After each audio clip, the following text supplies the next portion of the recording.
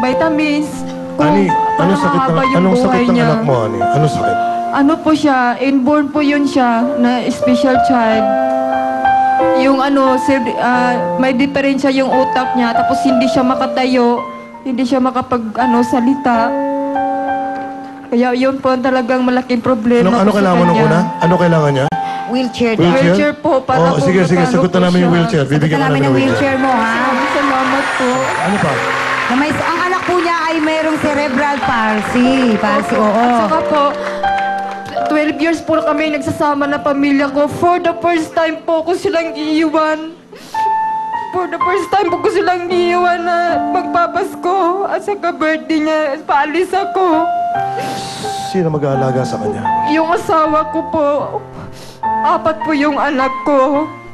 Bago ka mag-abroad, ano ba yung dati niyong hanap buhay? Ano lang po, doon, nagtatanim ng mais. Kasi yun po yung kanin namin yung mais na bigas. Tapos nagtatanim kami ng mga gulay. Pag magka-start kami mag-harvest, itinitinda namin. Tapos pag wala yung trabaho yung asawa ko, pupunta kami sa dagat, kukuha kami ng mga seafoods. Tapos ilalagay ko doon sa plastic. Kapag ako na po ang magbibenta noon, tagbebente po yung balot. Kaya yun, pag magka-pera na, meron ng pambili ng bigas at yung mga gastusin sa bahay. Oo. Kaya nga po ako nag-abroad dahil po yun sa hirap ng buhay doon sa probinsya namin. Paano nagpapagamot yung iyong anak? Paano?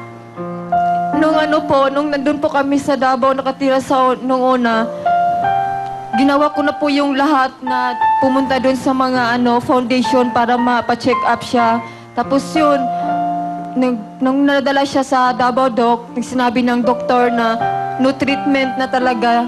Kaya yun, umuwi na lang kami sa probinsya. Kaya di-try na lang namin, inaasa na lang namin sa Lord na sana haba pa yung buhay niya. Kahit ganun, aalagaan ko pa rin siya habang buhay, kayang-kaya ko. Ani, pinatatawag ko lang si Dr. Nonoy Zuniga, no? Tatanungin natin kung paano niya matutulungan yung anak mo sa mga gamot at kung ano-ano pa, ha? Tinatawag lang natin siya para matulungan ka namin habang ikaw ay nasa abroad. Ano ang bilin mo sa asawa mo?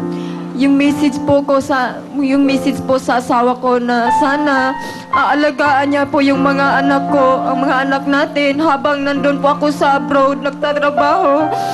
Sana po alagaan niyang mabuti na sana pagbalik ko, ganun pa rin yung mga anak ko. At saka po, pag makapadala ko, sana masaya silang Noche Buena this Christmas. Ani, ito si Dr. Nonoy Zuniga. Doc, Doc. palakpakan natin si Doc. Doc, Hello, Annie. Hello po. Doc, may problema siya. Yung anak niya, cerebral... May cerebral palsy. Yeah. Opo. ano ba yan dapat? Ano lang yan, physical lang yung Pero yung isip niya, normal yan. Kadalasan nga matatalino yan eh.